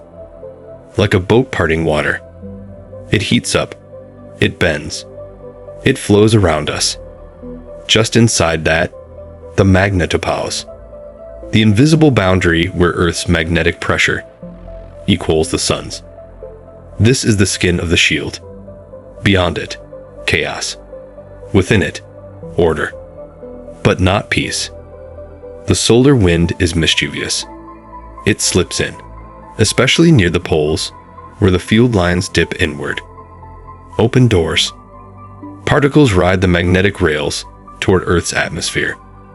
When they hit oxygen or nitrogen, they ignite color. Green, red, blue, veils of fire in the sky, the auroras. Each one a battle scar, a flare of cosmic light where the shield held. But sometimes the wind howls louder. Solar storms, coronal mass ejections. The sun throws tantrums, and loops of plasma, millions of tons, are hurled toward Earth. When they arrive, the field shakes. Literally. Geomagnetic storms ripple through the magnetosphere. Field lines snap and reconnect. A magnetic whip. Energy surges into the atmosphere. In 1859, such a storm struck. The Carrington event. Telegraph lines caught fire. Auroras were seen in Cuba. Compasses spun like dancers. If it happened today, satellites would blink out. Power grids would fail. GPS would go blind. And still, the field would hold. Not perfectly, but enough. It's not static. It breathes. The field swells and shrinks. It pulses with the sun's rhythm. 11-year cycles of quiet and storm. It rings like a bell when struck by solar wind. Literally, UF waves, ultra-low frequencies, whisper through the magnetosphere like a planetary hum. We've recorded it. A deep, eerie sound you can't hear with ears, but you can feel, if you know where to listen. There are layers here. Zones. The Van Allen belts. Donuts of radiation, trapped by the field, circling the Earth. Two main zones, inner and outer. Invisible belts of electrons and protons, spiraling along magnetic lines. A third belt sometimes forms during storms, then vanishes again. These belts are deadly. Satellites must be shielded. Astronauts pass through them quickly, but Earth's surface never sees them. The field keeps them aloft, suspended like warning signs. They are both a danger and a reminder of the power invisible above us. And yet, the magnetosphere is not unique. Other planets have them. Jupiter, Saturn, even Mercury, barely. But none are quite like Earth's. Some are stronger. Jupiter's is immense. but it shelters no surface life. Just frozen moons and sulfur storms. Earth's is different. It exists, not just to hold back chaos, but to cradle biology. It is shaped, not by size alone, but by balance. Rotation, core heat, distance from the sun. A coincidence of physics that made protection just thick enough. Without it, cosmic rays would hammer DNA. The atmosphere would boil. Every sunrise would be radiation. Instead, we get auroras. We get calm. We get quiet nights and compasses that point home. And still, most of us never know it's there. The shield you cannot see has kept every breath you've ever taken safe, and while it reaches far, hundreds of thousands of kilometers into space, its origins are deep. Molten metal, magnetic chaos, electric storms in space, all connected in a feedback loop of survival. Earth is not just a rock. It's a machine, and the field is its voice, singing into space. But what happens when space pushes back harder? When the sun throws something even bigger? What does the field do when it's stretched to the limit? Next, we follow the worst-case storms, the monsters from the sun, and what they reveal about the limits of our invisible shield. Sometimes the sun forgets to be gentle. It convulses. It twists. It snaps. Loops of magnetic force tangle like roots beneath its surface until one breaks. And then, a flash. X-rays burst. Gamma waves flood the solar system. A solar flare, blazing across space at the speed of light. 8 minutes later, it touches Earth. But this is only the herald. The real storm follows behind. Coronal mass ejection. 1 billion tons of plasma launched like a bullet through the solar wind. Slower, but heavier, denser, and more dangerous. It takes hours, sometimes a day, but it arrives like a fist. When it collides with Earth's magnetic field, the shield bends. It stretches backward, the long magnetic tail pulled tight like a bowstring. And then, the lines snap. They reconnect. The magnetosphere erupts. Auroras ignite across the planet. Not just in the north. Not just in the south. Sometimes even in the tropics. Jamaica. Mexico. Rome. The sky pulses green and red like breathing embers, as if the heavens themselves were bleeding light. But below that beauty, a storm. Currents surge through the ionosphere. Electricity flows where it shouldn't. Into power lines. Into transformers. Into satellites. Communication blackouts. Navigation errors. Entire electrical grids collapse in a wave of invisible fire. In 1989, Quebec lost power. Millions sat in darkness because the sun had twitched. In 2003, the Halloween storms shut down satellites, blinded spacecraft sensors, and flooded the night skies with auroras so vivid they were mistaken for fires. But the worst was much earlier. The Carrington event. Astronomer Richard Carrington saw the flare with his eyes. A flash in white light on the solar disk. 17 hours later, the CME struck Earth at an impossible speed. Telegraph wires sparked. Operators received shocks. Some machines continued working after being unplugged. Auroras flared in Cuba, in Hawaii, in Colombia. In the American West, gold miners awoke thinking morning had come. But the light was green. It was the most powerful solar storm in recorded history, but not the most powerful in Earth's history. Ice cores in Greenland reveal spikes in radiation centuries ago. In 774, in 993, in even deeper times. Evidence of storms that would, today, destroy satellites, cripple global internet, blind spacecraft, and ignite transformers across continents. And we are more vulnerable now. The web that connects us is delicate, electrical, dependent on orbiting metal mines and fragile circuits. A perfect storm could send us back decades in hours. And the only thing standing between us and that collapse is the magnetic field. But even the field has its limits. A strong enough CME can force the field to compress to half its size. Satellites that once orbited safely are suddenly exposed. Astronauts must seek shelter in thick-walled corners of their ships. Radiation doses spike. Everything becomes fragile. And it's not just our technology. The atmosphere itself swells under the assault, dragging on satellites, pulling them down, burning them away. The field holds, but barely. It cracks. It buckles. It bleeds light.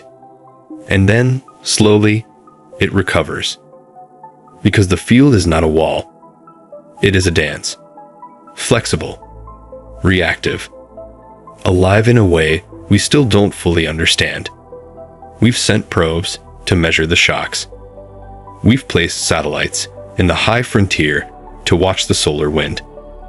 We try to predict, to warn, to prepare. But space is vast. The sun is ancient. And the storms, the real storms, don't always knock first.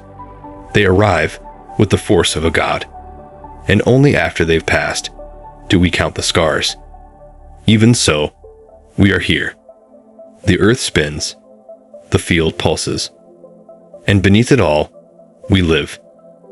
But what about the creatures who rely on the field in ways we do not?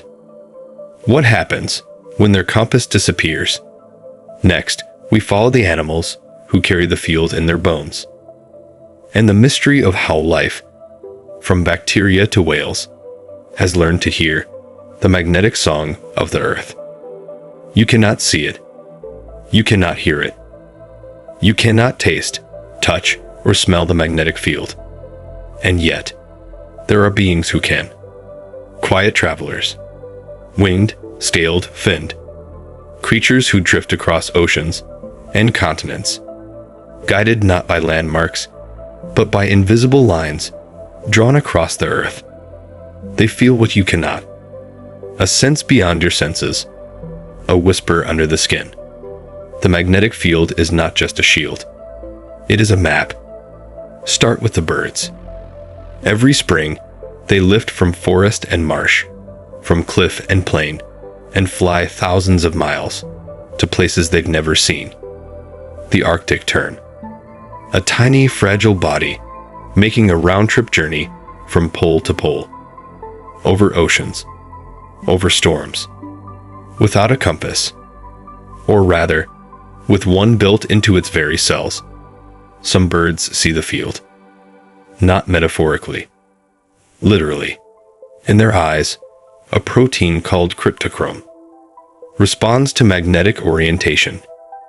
It creates quantum entanglements that shift when the bird turns. To them, north is not a concept. It is a glow. A halo. A subtle filter cast over vision itself. They see magnetic direction, layered atop the world. Others feel it.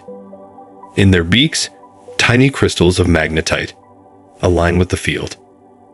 Microscopic lodestones, tugging ever so slightly. Forward, backward, east, west. Together, these clues form a symphony. Magnetoception. The sixth sense you were never given.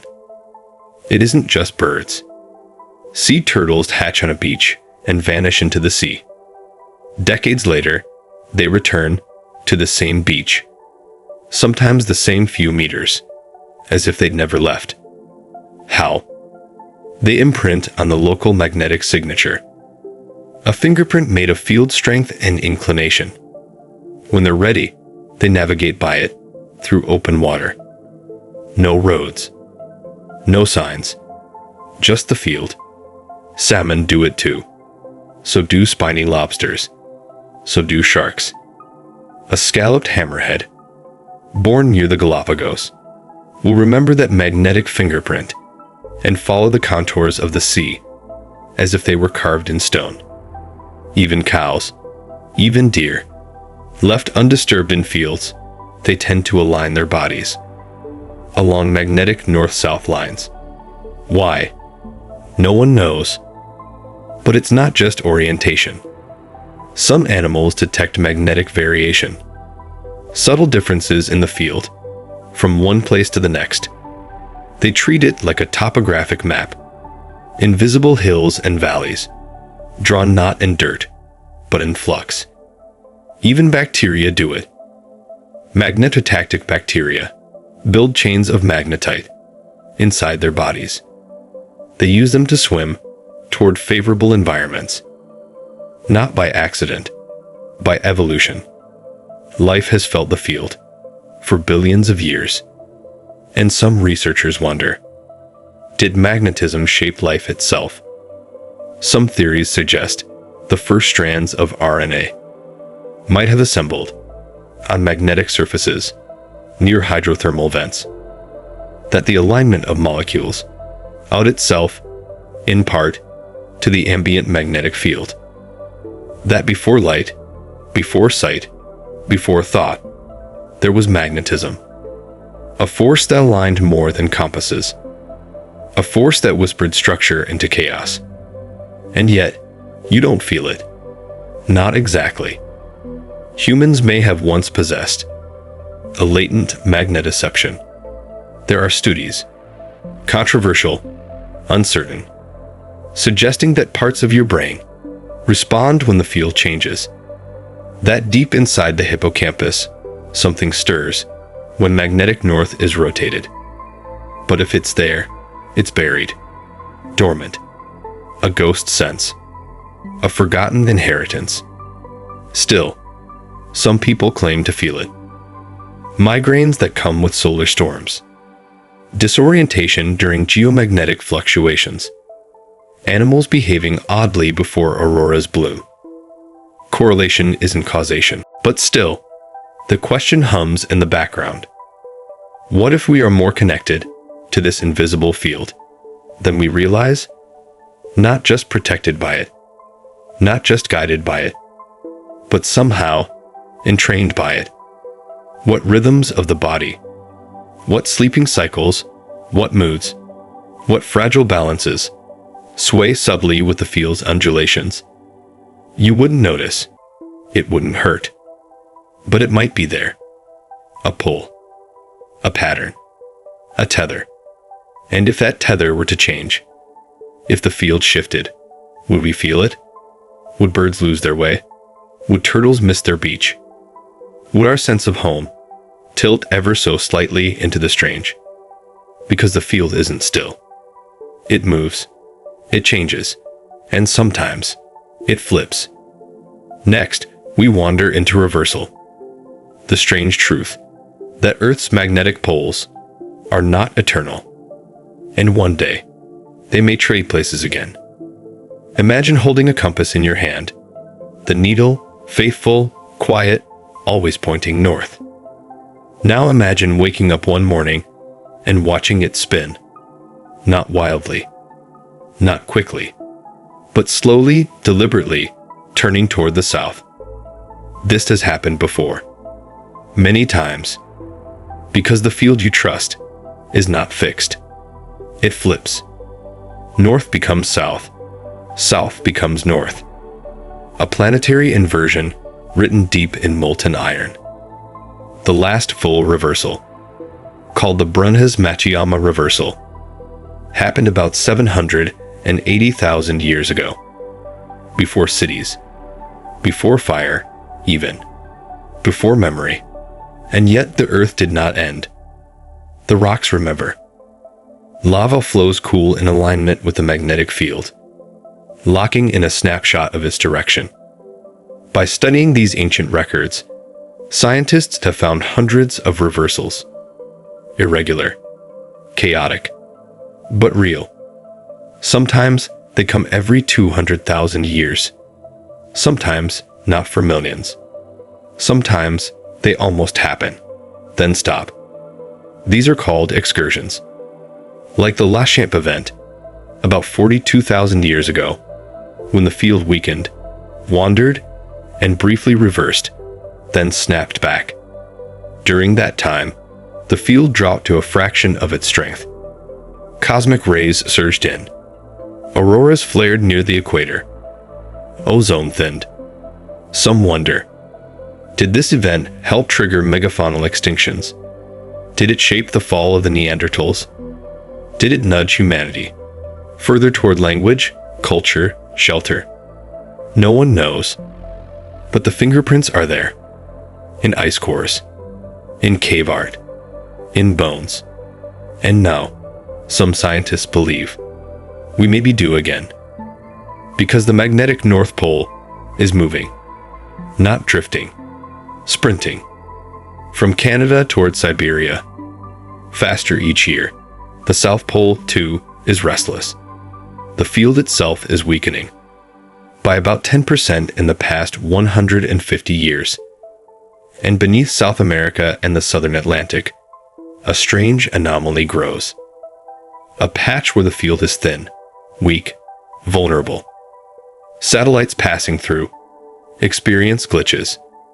Radiation leaks in more easily. They call it the South Atlantic anomaly. It is, perhaps, a symptom, or a prelude. Because if the poles do flip again, and they almost certainly will, what happens? The reversal won't be sudden. Not like a light switch. More like a long, stuttering breath.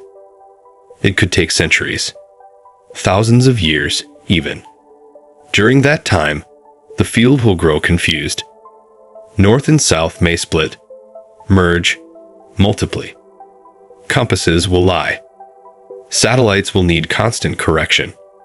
Radiation will rise. Auroras will spread across the world. But Earth will not die. This has happened before, and life has endured. Still, today's life depends on technology, and technology depends on the field. Without it, orbiting machines become fragile. Power grids fray. Navigation becomes untrustworthy. It's not apocalypse, but it is disruption. The good news, we watch the field now, with satellites, with observatories, with mathematical models that peer into the core. We see its swirling motions. We map the changing lines. We prepare, but we cannot stop it, because this is not a flaw. It is part of the system, a heartbeat, not an error. The core shifts, the field responds, the planet reorients. And all the while, life adapts. Birds may recalibrate. Turtles may relearn. Humans may build thicker walls, smarter sensors, deeper awareness. The field does not ask permission. It dances its own rhythm. And the question isn't whether it will flip again, but when, and how much. We'll notice when it does. But even in its instability, the field keeps working. Even weakened, it shelters, because the Earth knows how to protect itself. And yet, we are not the only planet with a story. Not the only world that once had a shield and lost it. Next, we leave Earth and visit Mars, a planet that once had a magnetic field, and oceans, and perhaps life. Until one day, it didn't. Dry, cold, still. A place of dust storms and silence, etched by ancient rivers that no longer flow. Its skies are thin, its surface scoured by radiation and time. But once, long ago, it was different. We see the clues in the ghost beds of lake beds, in the patterns of deltas, in the minerals that can only form in the presence of water. Mars once had oceans, clouds, rain, and something else. A magnetic field. Not a weak crustal whisper, as it has today, but a full global shield. Generated by a molten core, like Earth's, with swirling metals in motion, spinning out a bubble of protection against the solar wind. And then, it stopped. The field collapsed. No cataclysm. No explosion. Just a slow cooling. The planet's smaller size meant it lost heat faster. Its inner dynamo sputtered. The molten core thickened into silence. And without that motion, the field faded. Slowly, the sun began to strip the atmosphere away. Without protection, the solar wind collided directly with Mars's upper layers, ion by ion, atom by atom. The gases bled into space. The air thinned. Temperatures dropped. The pressure fell. And the water, once flowing, began to vanish. Some escaped into space. Some sank into the soil. Some remains, frozen beneath the surface, waiting in the shadows of craters and polar caps. But the world above was changed. What was once a blue planet, perhaps briefly alive, became a red one. And now, it watches silently as rovers crawl across its face, and human eyes look upward, wondering if we could ever live there. We study its crust. We drill its rocks. And in them, we find traces of the old magnetic field, locked into minerals, pointing in different directions, as if they remember a past that doesn't match the sky above. On Earth, the rocks remember reversals. On Mars, the rocks remember loss. The scars are visible from space. Aurora-like glows appear in strange patterns, not near the poles, but across fractured regions of the crust. Because on Mars, there is no magnetic north, no south, only pockets, fossil fields, frozen in stone. A relic of the planet's youth. Without a field, Mars became exposed to solar flares, to cosmic rays, to ultraviolet radiation that breaks molecules and sterilizes soil. If life ever began there, it now hides deep underground, if it survives at all. And still, we wonder, what if the field had lasted? Would Mars have remained warm, wet, alive? Would it have grown forests, oceans, civilizations? We will never know. But we can measure what remains. Orbiting missions like MAVEN track how much atmosphere Mars loses each day. They measure the outflow of oxygen and hydrogen stripped by the sun's breath. And they tell us what happens when a planet forgets how to shield itself. The lesson is quiet, but profound. Magnetic fields are not luxuries. They are foundations. Without them, worlds unravel. And Earth, alive, blue, sheltered, is not a given. It is a survivor. And yet, Mars was not the only one. There are other planets, other fields, other stories. Some are strange. Some are violent. Some impossibly strong. So next, we drift toward the gas giants, to the realm of Jupiter, where the magnetic field is so vast it could swallow the sun. Now leave Earth. Leave the blue marble, the quiet shield, the subtle hum beneath your feet. Turn toward Jupiter, the largest planet, a gas giant, a swirling cathedral of storms, and deep inside, a secret, spinning faster than you can imagine. Jupiter has a magnetic field, but not like Earth's, not gentle, not subtle, not small. It is the largest structure in the solar system, after the sun. Invisible, but vast. It stretches out millions of kilometers, wrapping around its moons, sweeping past its rings, extending nearly to Saturn's orbit. If it glowed, it would be the size of the full moon in your sky, even from Earth. And at the heart of it is something strange. Jupiter has no solid surface, no iron core like Earth's. Its interior is pressure, layers and layers of hydrogen and helium, crushed so violently that hydrogen becomes metallic. Not metaphorically, literally. Metallic hydrogen, a state of matter that barely exists on Earth, where protons and electrons are squeezed so close. They behave like liquid metal. In this ocean of strangeness, currents swirl. Rotation stirs, and the field is born. It rotates every 10 hours, faster than Earth. A behemoth spinning like a top. And with it, the field. The result? A magnetosphere, so strong that if you stood too close, your spacecraft's electronics would melt. Your instruments would scream. And your body, so delicate, so carbon soft, would not last long. Radiation belts wrap Jupiter like coiled serpents. Invisible, but deadly. They are far stronger than Earth's Van Allen belts. Charged particles swirl through them. At near light speeds, trapped by the giant's gravity and guided by its magnetic force. The moon Io, volcanic, tortured, bleeds sulfur and gas into Jupiter's field, feeding it, twisting it. These particles spiral inward, creating auroras that never sleep. Unlike Earth, where the auroras flicker and dance, Jupiter's are almost constant, and they pulse with radio waves. NASA's Juno spacecraft listens, and what it hears is eerie.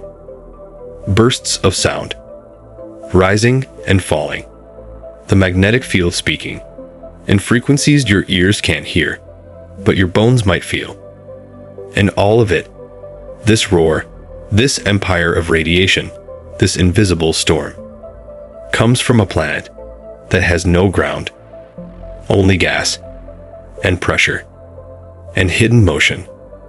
Jupiter is a warning, a marvel, a reminder that magnetic fields are not fragile. They can be monstrous. And yet, they still serve. They still shape. Jupiter's field protects its moons. Europa, buried under ice, may have an ocean below. Without Jupiter's field, it might be too cold, too exposed. The field may stir currents in that ocean. It may keep it liquid. It may even, just maybe, keep it alive. And so, once again, magnetism becomes a cradle, or perhaps a cocoon. But Jupiter is not alone. Saturn, the ringed wonder, has a field so perfectly aligned with its rotation that scientists are puzzled. The field doesn't wobble. It doesn't tilt. It hums, soft, symmetrical, almost too perfect. And beneath Saturn's clouds, there may be metallic hydrogen too. There may be the same storm of motion, the same strange seas, but its field is quieter, more elegant, a song rather than a roar.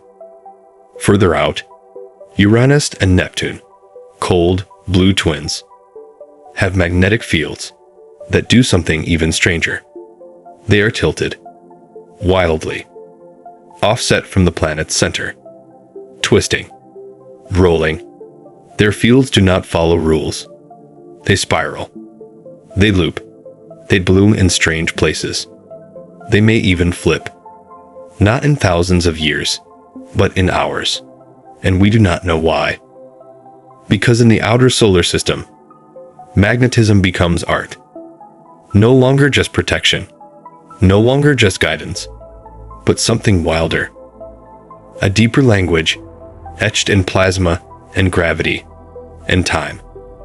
And still, even out here, the sun whispers, its wind flows, and every planet, every moon, every particle responds. All of them. Caught in a dance. You cannot see. But it is there. Everywhere. Next, we float further still. Past planets. Past Pluto. Into the interstellar dark, where the sun's magnetic field ends, and the galaxies begins. Imagine drifting beyond Neptune. Beyond the ringed cold of Uranus, the spinning blue of Neptune, the ghost-thin orbit of Pluto. There is no welcome sign, no wall, no marker.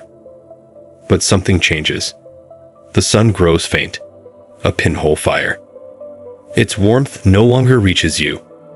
Its gravity still clings, but its influence, it fades. This is the edge.